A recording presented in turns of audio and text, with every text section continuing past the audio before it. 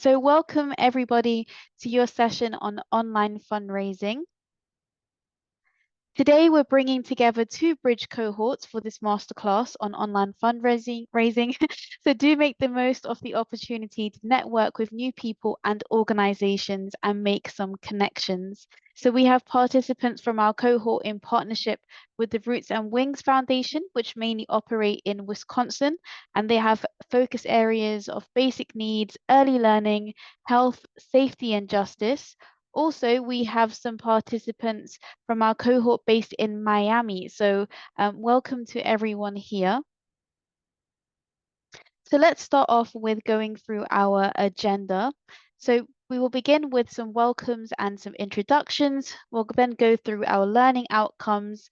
We'll explore some terminology in digital fundraising and also go through some online fundraising best practices. And then an exciting part for many of you is looking at some digital trends in 2025. And then hopefully, if we do have time, we'll be going into a breakout room activity. And then we'll definitely have some time in the end for some questions. So let's start with an introduction, although I'm sure a lot of you are probably familiar with me by now. I'm a digital communications coach here at Lightful with at least 4 years of experience of working in social media and outreach within the charity sector. In my past two roles, I had the opportunity of managing many fundraising campaigns for diverse audiences. So I happen to learn a lot about using digital to target different groups and the value of differentiating between the different channels that you use to reach out to them. And I look forward to sharing some of those learnings today. I'm also joined by Sabina, who'll be introducing herself now. Hi everyone, great to see you online today. For anyone who doesn't know me, my name is Sabina and I am one of your digital communication coaches, just like Simran.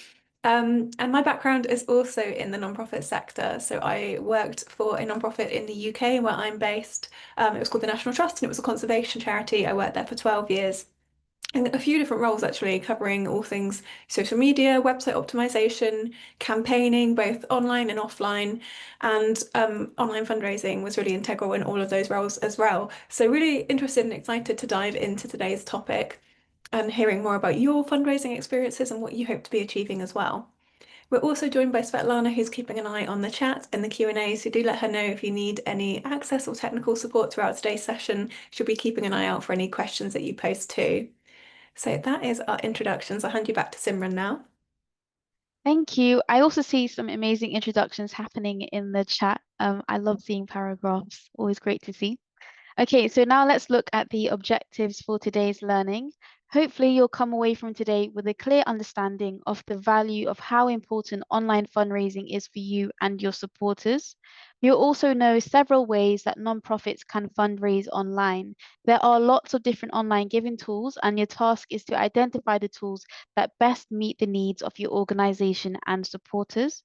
And you'll also be able to plan how to drive traffic to your online fundraising channels.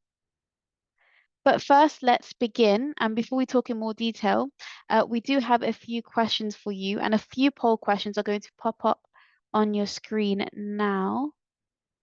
Let me just get that. There you go. So I'll give you some time to answer those. The questions are, do you currently raise funds online? What's your organization's main method of online fundraising? And how confident do you feel about fundraising through your digital channels? And that's given you the opportunity to rate from 1 to 5.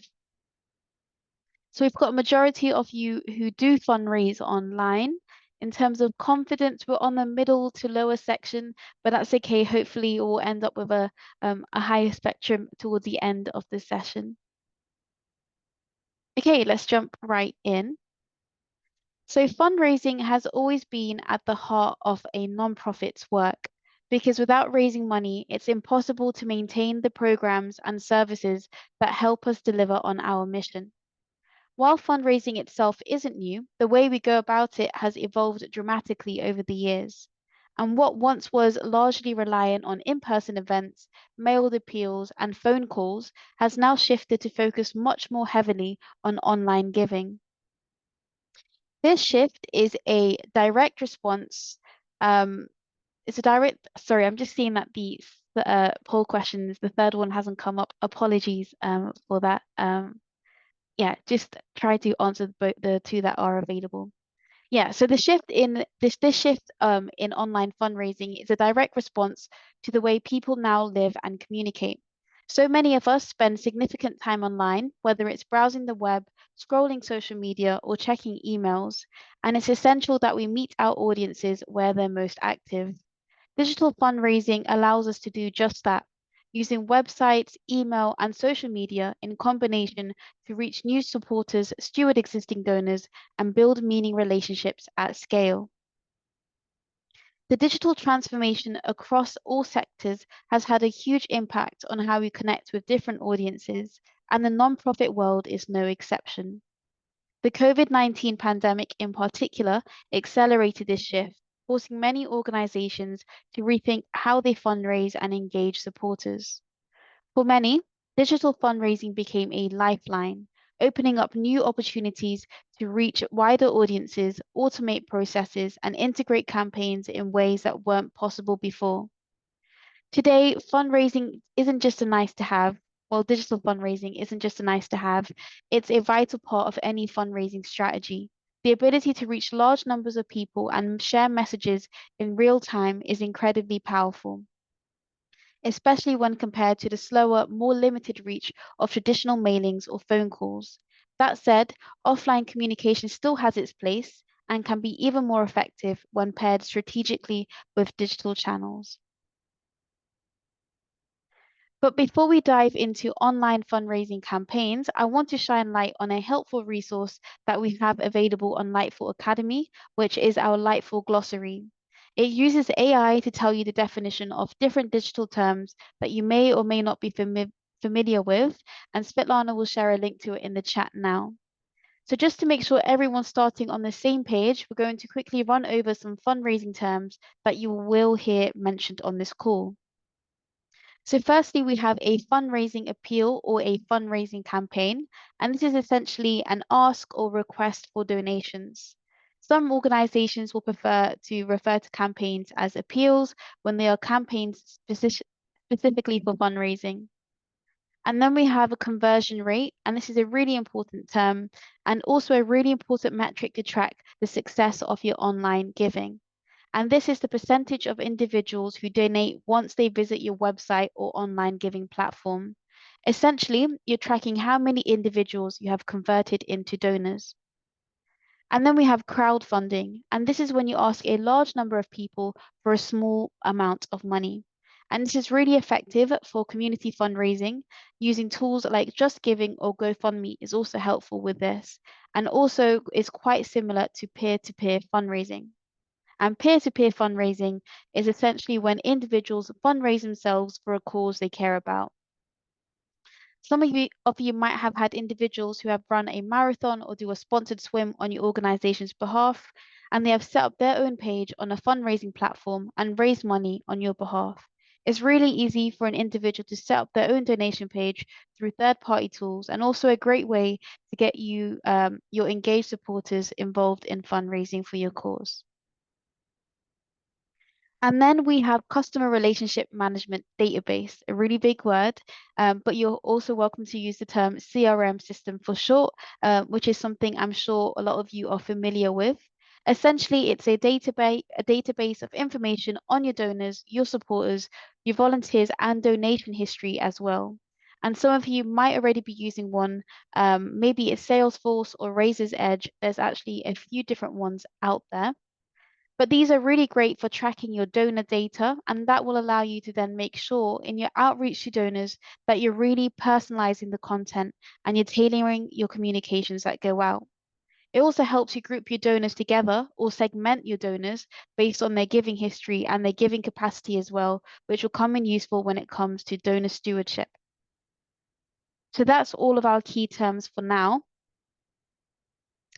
Um, Put simply, online fundraising is any way your organization raises money through digital channels. It could be through a donation button on your website, a campaign shared on social media, an email appeal, or a third-party platform. The great thing about online fundraising is that it gives you lots of different ways to connect with supporters, tell a story, and make it easy for people to give no matter where they are. So let's begin with introducing the four main ways your online fundraising typically shows up.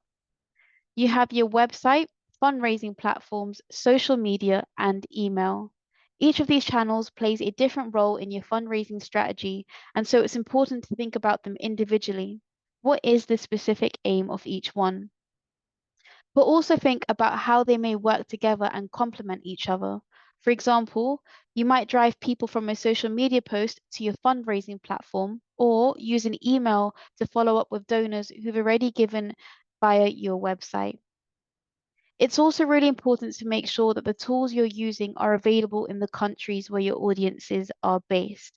Giving behaviors, cultural attitudes toward giving, and even the tools themselves can vary a lot depending on location. For example, Facebook and Instagram donate buttons aren't available everywhere. So as we go through each of these platforms in more detail shortly, try to keep your specific audiences in mind and think about what might resonate with them, what barriers might they face when giving online, and also which tools are going to be the most accessible and effective for them.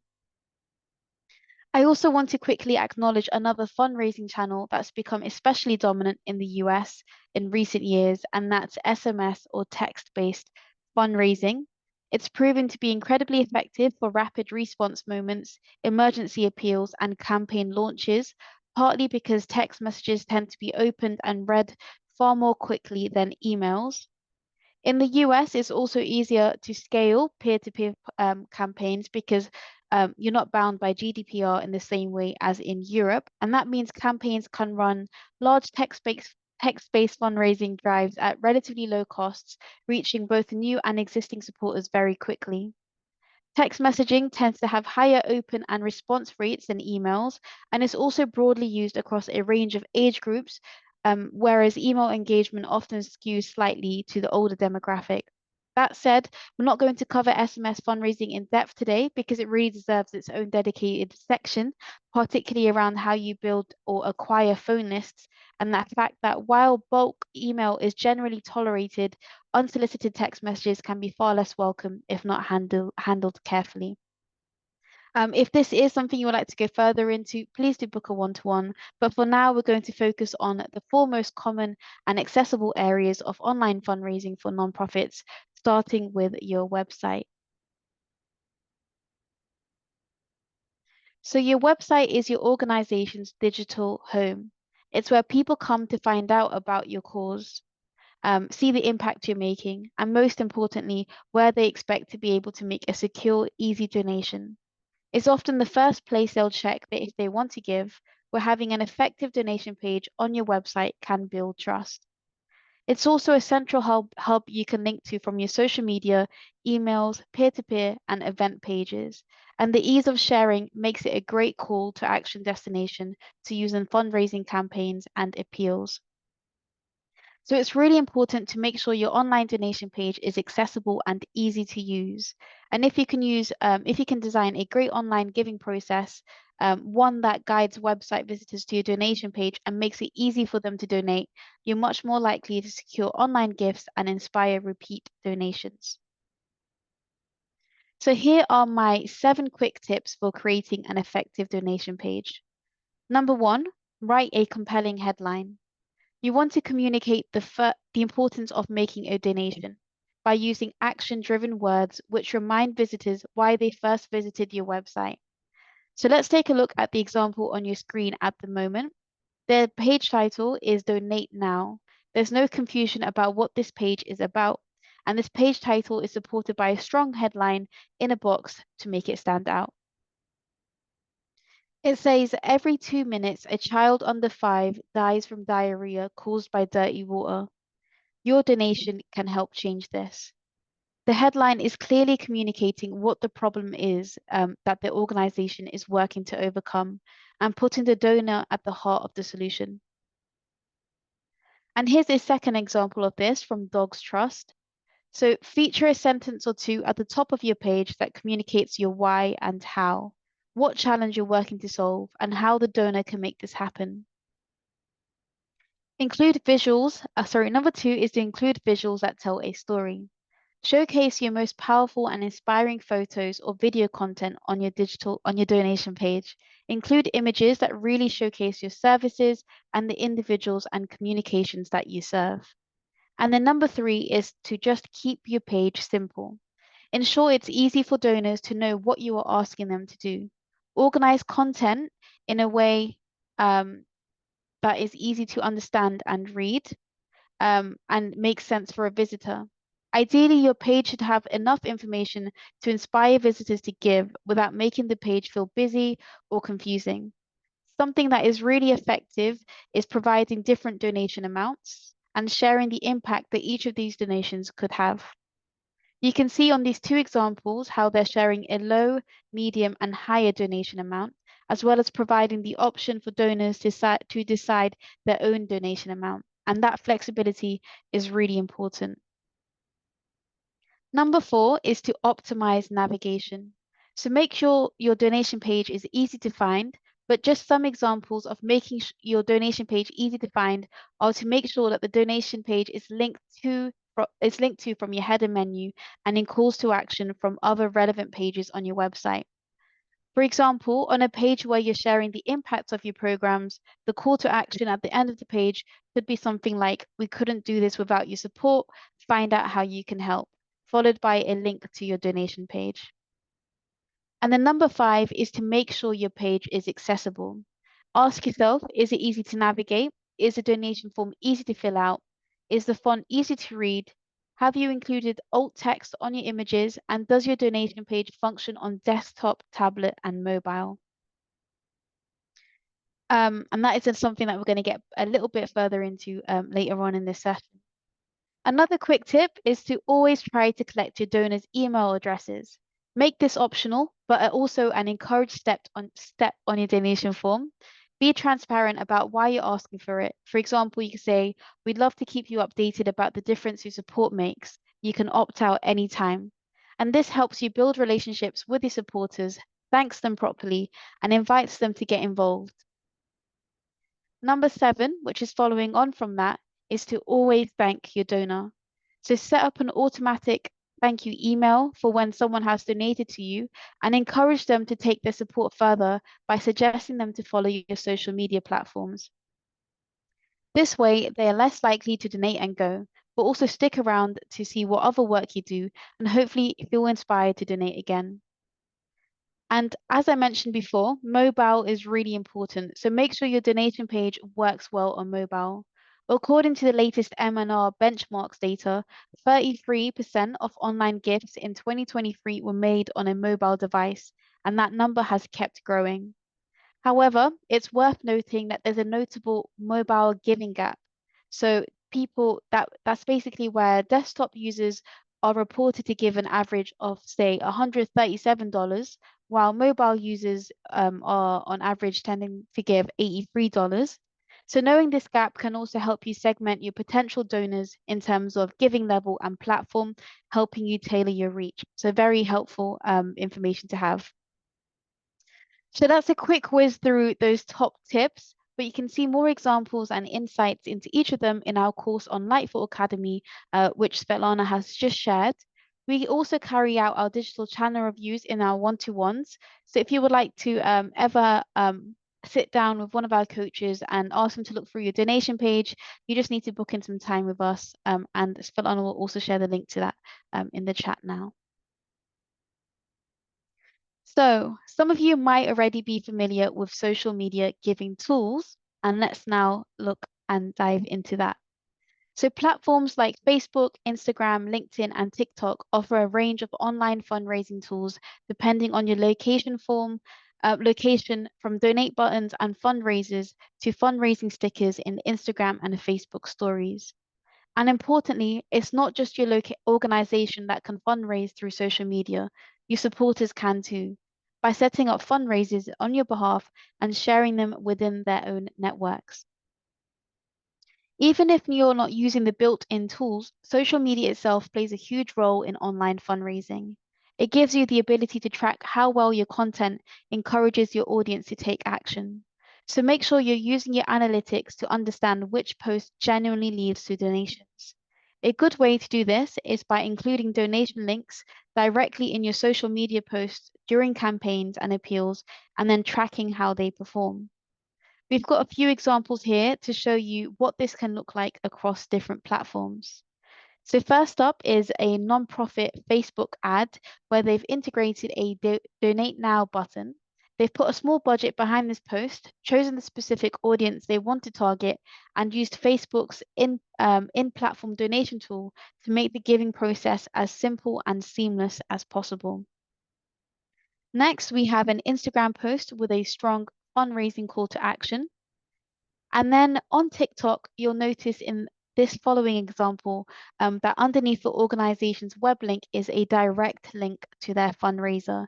And TikTok allows users to add a link to a cause that they support in their bio, which is a handy option for both organizations and their supporters. And also here's a LinkedIn post that includes a clear donate call to action, directing the professional community straight to a donation page. It's worth noting again that while many of these social media fundraising tools are free, there have been some recent changes. For example, Meta now charges to use their Facebook donation tool, and PayPal Giving is currently the only fundraising option through Facebook and Instagram in some regions. You can actually find out more about all of this information in this article that Svetlana is going to share in the chat now. Also, it's important to remember that not all giving tools are available in every country, and you can check what's accessible in your location through the Meta Help Center. You can also find even more examples on nonprofit social media fundraising campaigns and practical guidelines on how to get set up in our fundraising on social media courses on Lightful Academy, both of which will be shared in the chat again.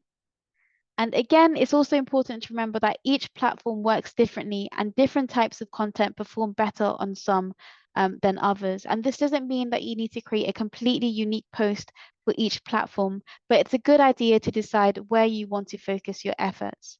For instance, on TikTok, authentic face-to-face camera videos from people directly impacted by your work or your frontline staff perform better. Whereas on Facebook, peer-to-peer fundraising is still really huge. So you might want to encourage your supporters to maybe start birthday fundraisers or memorial appeals. Before you decide on your approach, the most valuable thing you could do is to get to know your audience. So use your platform analytics and tools like Lightful Social Platform to track what content lands well, which posts lead to donations, which ones get saved, shared, or commented on, and also what times of day or formats work best. And it's equally important to pay attention to what awareness days, seasonal moments, or culturally relevant events matter to your community. So a great example of this is Medical Aid for Palestinians, who recently shared in a webinar how they increased their income from 10 million to 50 million in under a year. And one of the key factors was aligning their fundraising with Ramadan, a time when many Muslims are spiritually inclined to give, especially through zakat. So by planning their content calendar and campaign messaging around this, they saw great results. Similarly, for US-based organizations, while Christmas and Giving Tuesday are traditionally big giving moments, they may not resonate with all audiences. So it's worth digging into your demographic data to see what might connect more. Maybe it's Pride Month, Mental Health Awareness Week, back to school season, or other awareness days linked to your cause.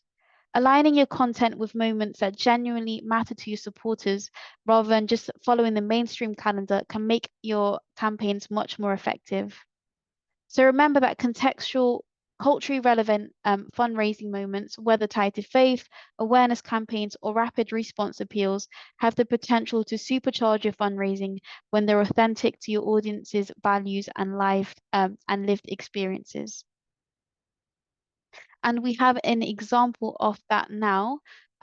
Here is a video from Sisters of St. Joseph of Carondelet, based in St. Louis, from a previous program. So they're Catholic sisters and associates who work for social justice for marginalized people. And here a member talks about how their decision to stray away from their usual campaign messaging helped their fundraising goals. Hi, I'm Marie McKeon. I work with the Sisters of St. Joseph of Carondelet in St. Louis, Missouri. Our best practice lesson came by accidentally. We knew Giving Tuesday was on the horizon. It comes every year, and it falls between our two biggest appeals, our fall fund drive and our Christmas appeal. In previous years, we aligned the Giving Tuesday message with our Christmas appeal, which is filled with grand, spiritual, and philosophical messages of peace and joy.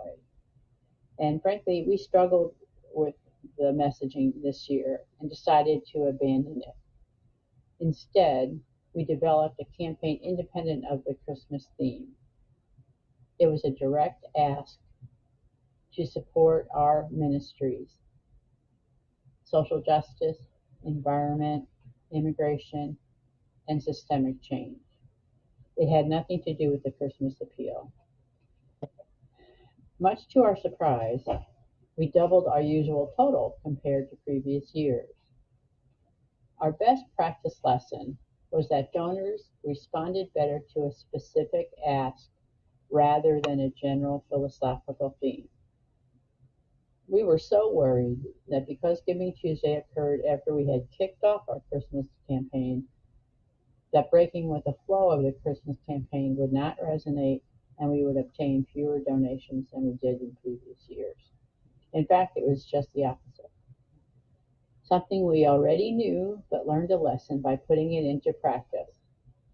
Donors respond when they know that they are making a difference in something. Thank you for watching. So I hope all of you found that helpful and were able to pull out some small insights from that. I'm now going to hand it over to Sabina, who will go over third-party tools and email marketing. Thanks, Imran. I will just move our slides on and see if I can do that without the video playing again. Okay, we can.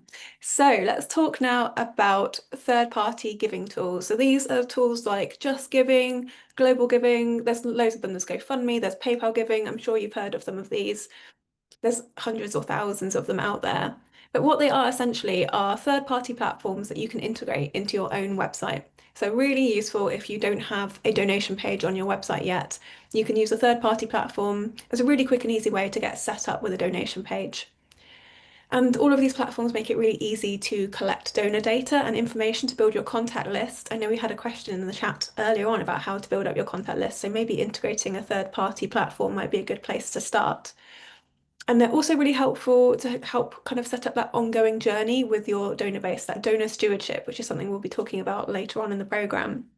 And they can help you to reach a wider audience through their own platforms as well. And you can also then promote it through your channels. And they have things like great peer-to-peer fundraising tools, so your audience can fundraise on your behalf. They can share a link to your fundraiser and connect their own contacts and audiences as well. So we can take a look at a few examples that we've got lined up.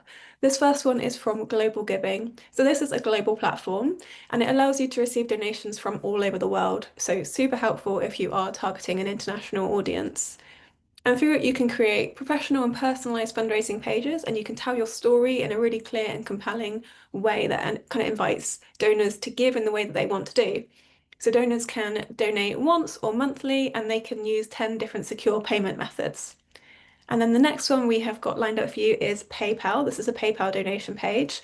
So on PayPal, you can accept donations securely via a campaign. You can also add a button to your website and a link on social media. And you can tailor the page. You can add your logo, you can add some imagery. You can really showcase your brand, which is really nice to do. And you can see this example, the nonprofit have done that on this page. And then Give Butter. So this one is free to use, and it's also really good for creating donation pages and donation buttons, and for organizing fundraising events and auctions. And then we have got DonorBox. So this one does text to donate and crowdfunding as well.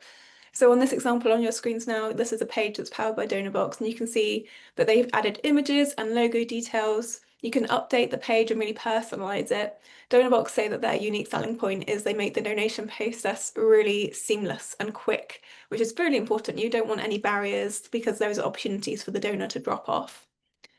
And then we've got Zephy. So this is one that covers all of the transaction and credit card fees. So that means that every cent that is donated to the nonprofit goes directly into the nonprofit's bank account. So those are just a few, and you can see lots more in the online fundraising best practices course on Lightful Academy. Like I said, there's thousands, so we haven't got time to run through them all today. But if you're interested in checking out some third-party platforms, take a look at that Lightful Academy course that we'll share in the chat.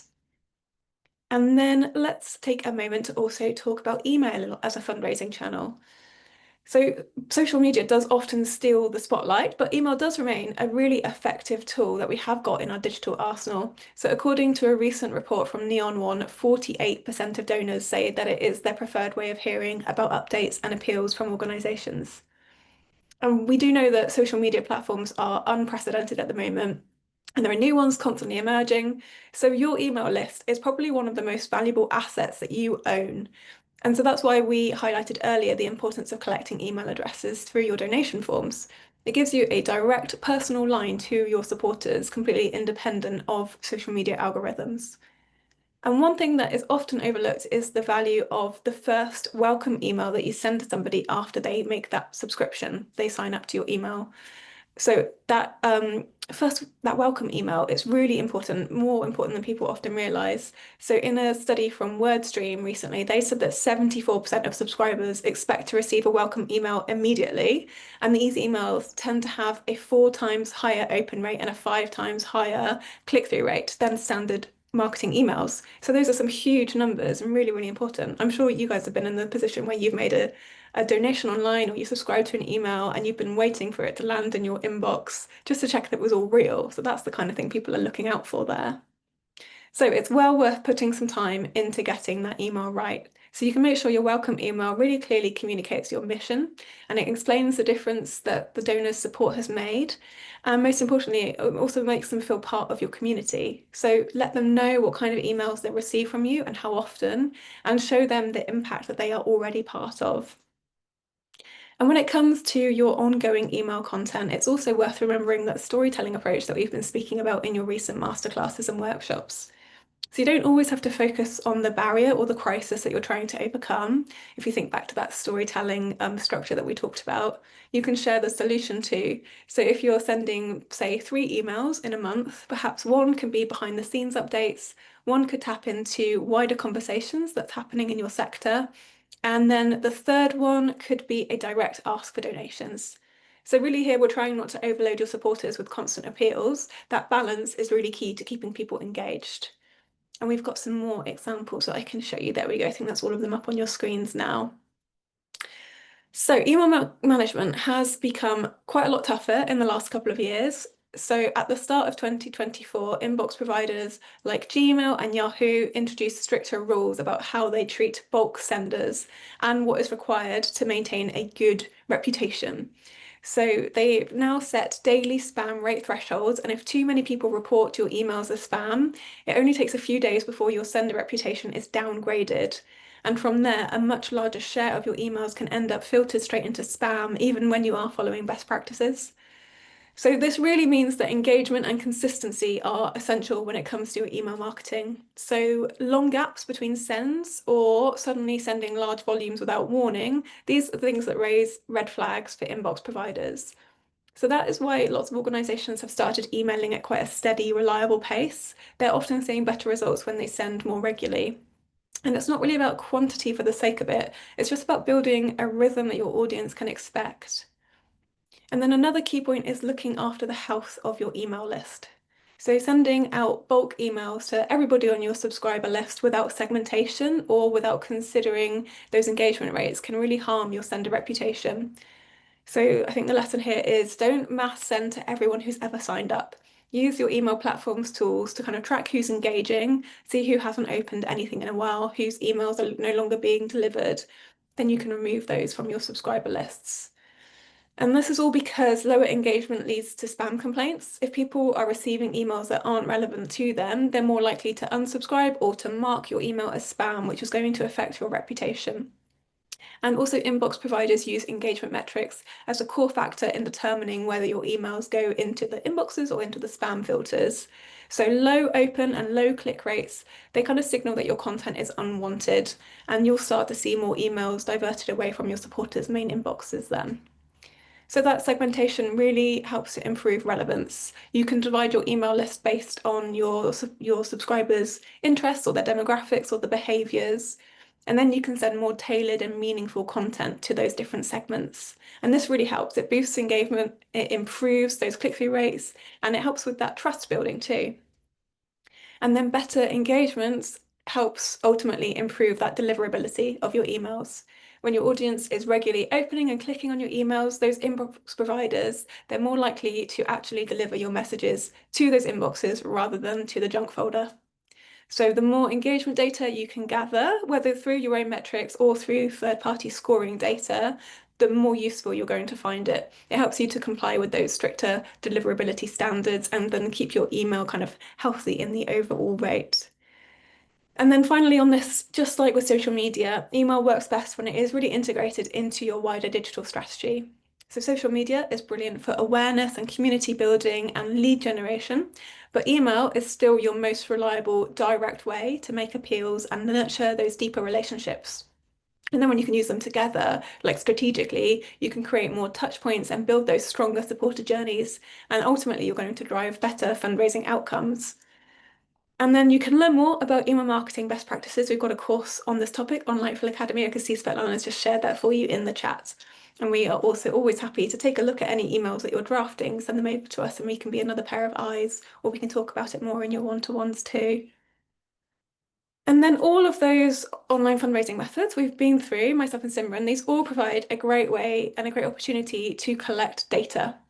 So they allow you to track the progress of your fundraising so that you don't just kind of set up your online fundraising methods and hope that they work. Instead, you can actually monitor your successes and adapt when things aren't working as well as you'd hope they would. So how to track your fundraising progress is something that we often get asked. And the best place to start, I always think, is by setting up some SMART goals.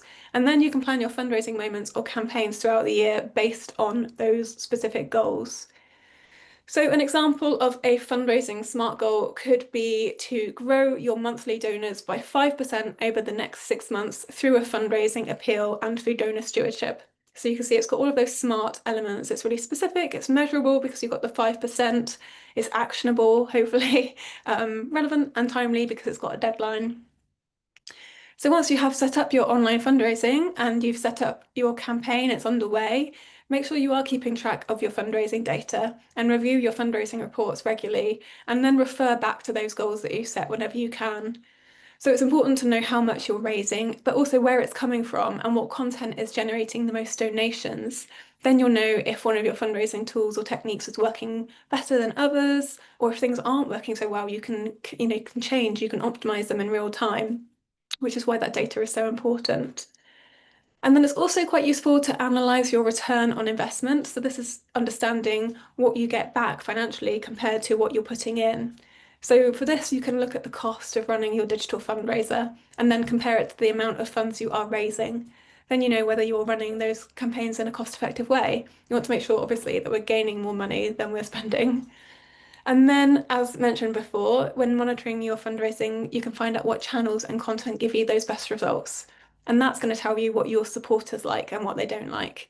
And that's going to then help you to better understand your fundraising activity and then help you to optimize in real time, but then also in the long term to improve your content too. So you're tailoring it to what you see your audiences respond best to.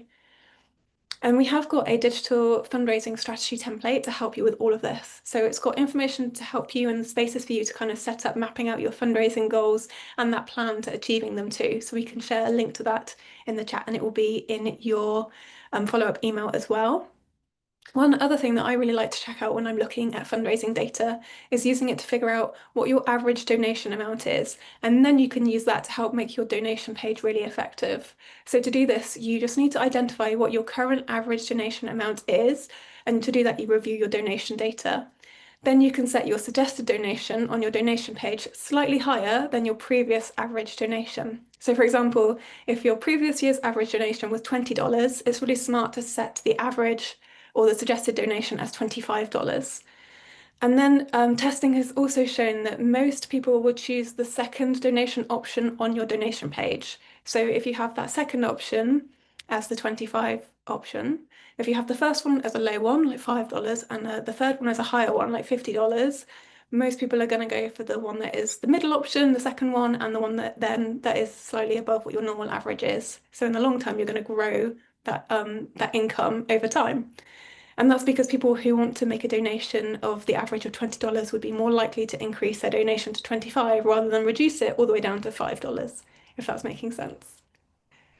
So now we're going to look at some digital fundraising best practices to help you to get the most out of the tools that are available to you.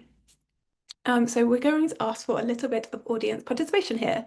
So we've got some examples of some donation pages, and some of them are website donation pages, some of them are third-party fundraising platforms. We'll show you a few different examples. And we'd love to hear from those of you who are on the call what you think of them, what the pages are doing well, what makes them good, anything that you like or anything that you don't like, anything you might want to change. So let me bring up the first example for you now. So this example is from Tear Fund. Tear Fund is a Christian charity that partners with churches in over 50 countries. They tackle poverty through sustainable development, respond to disasters, and challenge injustice.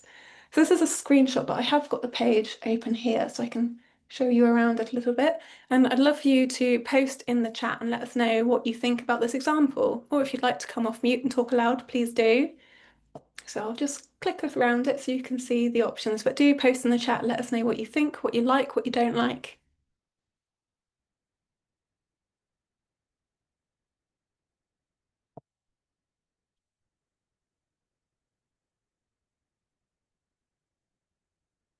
Keeping an eye on that chat. Who's going to kick us off?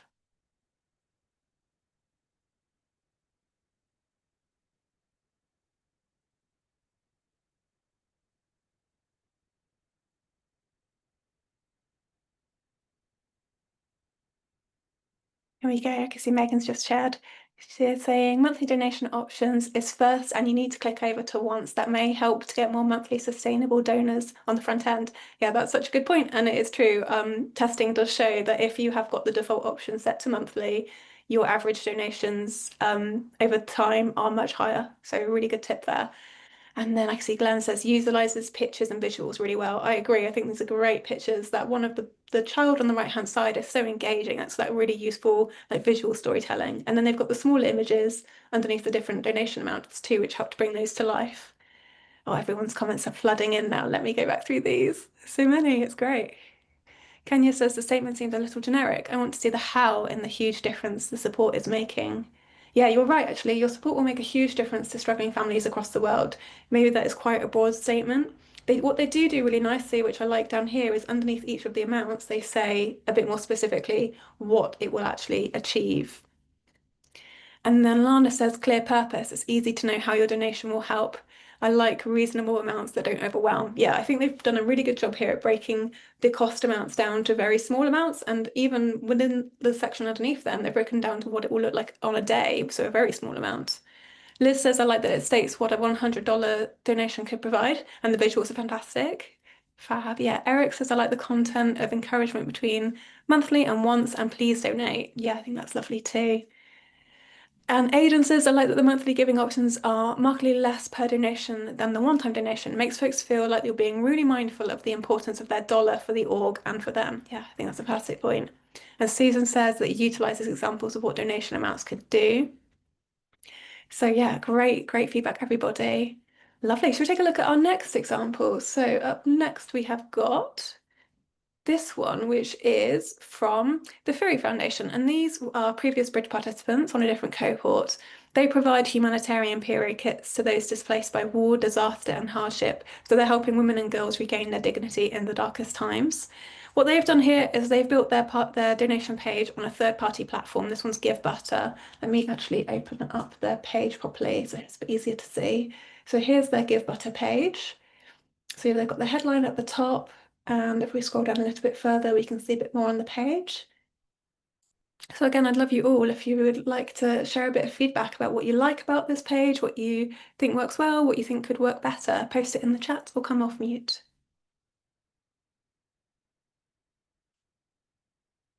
I can see Devon's just said we're looking at going with Give Butter for the CRM, and this looks really nice. Oh, that's cool. I'm really glad to help with some inspiration for you.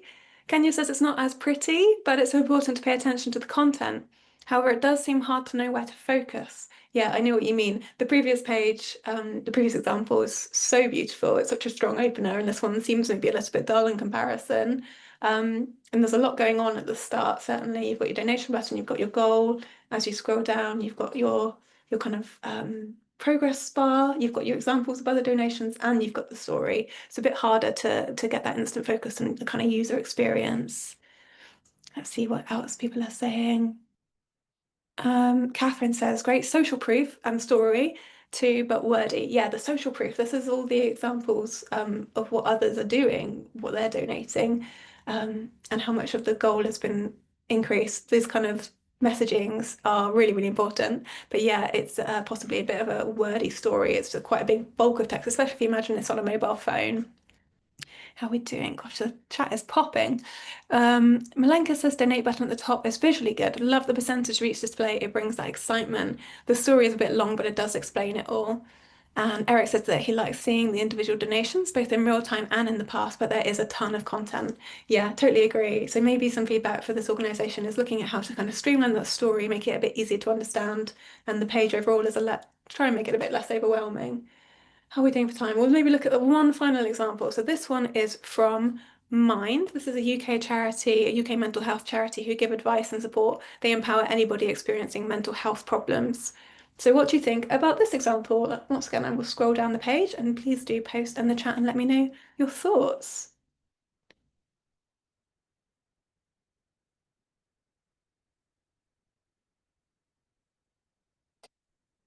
So we've got single donations, and as I click through, it flips between what the details and the images are here. And you can put in your other amount, and then you've also got monthly donations. And if I go down the page a bit further, there's this testimonial from Gavin, and then it goes into some statistics about how they're making a difference. And then if you're looking for support, other ways to support, there's options there too. So let me scroll back up and see what people are saying in the chat. Can't see any comments for this one yet, so feel free to post them. Oh, here's one from Jonathan. I love the cover picture conveys the context of the organisation. Yeah, I know what you mean. That woman is looking like quite pensive but thoughtful, and it's got that solitary nature which Mind is hoping to overcome. Catherine says user-friendly with nice photos. Eric likes the impact data points. Yeah, I agree. I think these are really good evidence, aren't they, for the organisation? Well, as we are getting a little bit low on time, I will move us on, but please carry on posting your thoughts in the chat and I'm going to look back over them in time. Let me head back to our slides.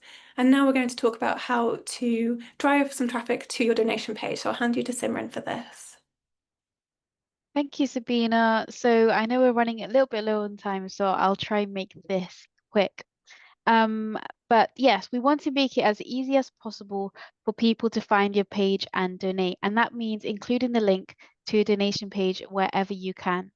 And this starts with connecting the page to your website, because usually people will visit your website first if they're thinking about making a gift. And if you're using a third-party tool like Global Giving, GoFundMe, or something similar, you can integrate it into your website so that your supporter doesn't need to leave the site. And make sure you have a really visible button on your website's header menu. Make sure it stands out and is really clear. Another great tactic is using a simple, well-timed pop-up or slide-in notification on your website.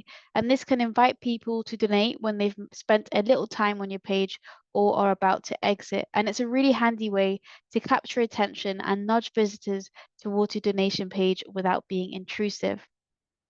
On social media, include the link to your fundraising page in your bios and in your about sections, maybe in your pinned posts too, and definitely in any posts with a donate call to action. So when you plan your campaign posts, make sure you have a call to action in all of them and make it really clear what you want people to do and how. And remember to include a direct link to your donation page. Attention spans are short on social media, so it's all about making the action really easy and obvious. And don't think that just because you've shared the link once, people will know where to find it. Always have it readily available. The aim is to reduce the number of steps people have to make to donate and avoid any moments where they might drop off or get distracted before completing their donation. Also, just think beyond your website and social media. Include the donation link in your team's email signatures so every message you send out has a quiet little reminder and opportunity for people to give. You can even add a short message about how to donate in your organization's voicemail greeting or hold message if you do have one. These little touches might seem small, but they do add up and keep your donation page visible and accessible in everyday interactions. I'm now going to launch a quick poll if I can find it.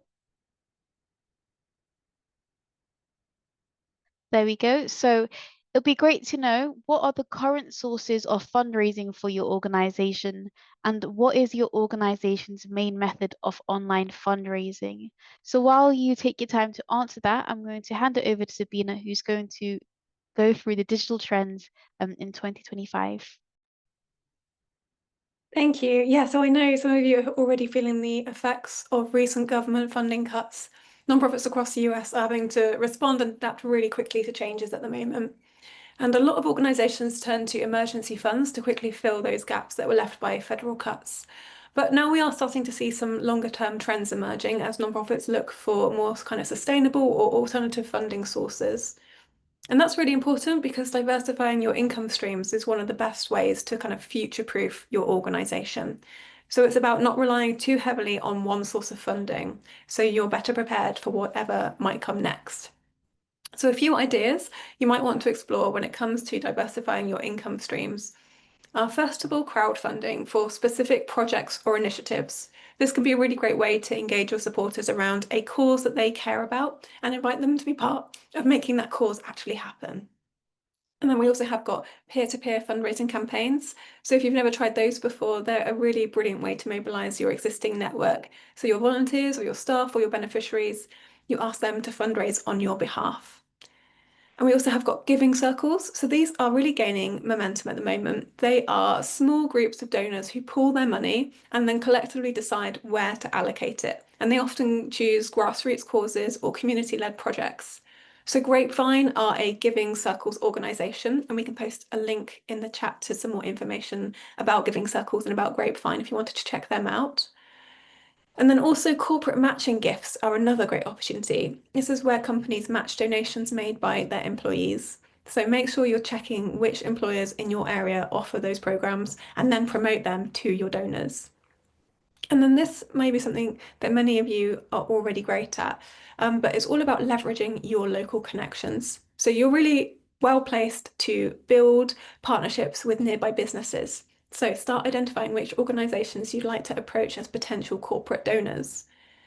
And at the same time, you can engage your wider local community, mobilise them not just for kind of donations, but also to help raise awareness about your work and your programmes and the urgent needs that you're experiencing and that are still existing. Private donations are now really more vital than ever. And it's worth noting that some larger foundations are stepping up to fill the gap left by federal funding. So do keep your eyes and ears open for new grant opportunities and emergency response funds as they do emerge. And then finally, make it as easy as possible for people to donate, whether that is through your website, through your fundraising platforms, through any of the tools that you're using. The donation experience needs to be really quick, really simple, and secure. That's what's going to make people actually kind of make that donation and not drop off. So an example of this, every.org, is being used by Unlock Aid's Bridge Fund to process donations. They include options for credit cards, stock gifts, even cryptocurrency. So really flexible and useful. So let's move us on to our next slide. How are we doing for time? I think it's time to go through our next steps. So I will hand you back to Simran for that. Thank you. Yeah, so let's look at what actions you need to take after today's session. So after today's masterclass, we'd like you to spend 5 minutes writing your own online fundraising checklist. Have a think about what tasks you need to complete before you launch your campaigns, and you could download our fundraising strategy template to help you with this. Also, deepen your knowledge with our micro-learning content on donation page best practices, fundraising on social media, and donorship playlist. And also, please do book a one-to-one. The Bridge team are experts in online fundraising. Funding will be a funny one. So let's brainstorm ideas together in a one-to-one coaching call. Also, are you ready to turn your learning into winning? Yay! So this July, we're launching an exciting Lightful Academy Learning Challenge just for you and your fellow Bridge participants. Between July the 1st and July the 31st, complete as many e-learning courses on Lightful Academy as you can. And the participant who completes the most courses will be crowned our July champion and win a prize. Keep an eye on the challenge leaderboard each week to see how you're stacking up, and you'll find the leaderboard on your My Progress page on Lightful Academy, and we'll share the link to this in the chat, so you know where to look. Whether you're aiming to sharpen your digital skills, stay ahead of the curve, or just love a bit of healthy competition, this is your chance to shine. Also, the winner of the July Lightful Academy Learning Challenge will win an exclusive badge and 50 learning points on the Lightful Academy profile, a feature post on Lightful social media, and a $50 donation to their organization. So I hope a lot of you are excited and eager to get started. Before I start talking about our Bright Spark Society, I'm just going to launch our final poll. So you are being asked, will you be running a fundraising campaign in the next 6 months? How confident do you feel in your organization's ability to raise unrestricted income through your digital channels? And please do rate the usefulness of this session. Also, now that you are over halfway through your Bridge, it's time to introduce you to our alumni community called the Bright Spark Society. It's an exclusive community for members who have demonstrated dedication and enthusiasm during the Bridge program to join once their program ends. So you will get more information about all of this in an email that will be sent to you very soon. Yeah, I know we're short for time, so if you have had to leave, please do feel free to drop off. But I am just going to share our link, our QR code to our Facebook group and our WhatsApp. The link to the WhatsApp chats will be shared in the chat now. If you do have any questions following this session, please do send us an email at support@lightful.com, or feel free to please, again, book in a one-to-one session with either one of us. But thank you all for joining us here today, and I hope you enjoy the rest of your Tuesdays. Bye. Bye, everyone.